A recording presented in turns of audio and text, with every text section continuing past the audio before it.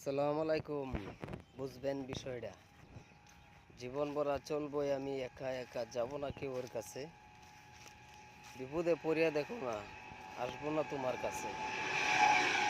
যতই করো নর্তঙ্গী, যতই করো বাহানা, যতই থাকুক তোমার পার্টনার, পাইব না কোনোদিন সঙ্গের সাথী। যখন পড়বা তুমি বিপদে, থাকবো না তোমার পাশে। যদি তোমার ইচ্ছা থাকে, করো বন্ধু বান্ধব, আপন করে নেও তুমি।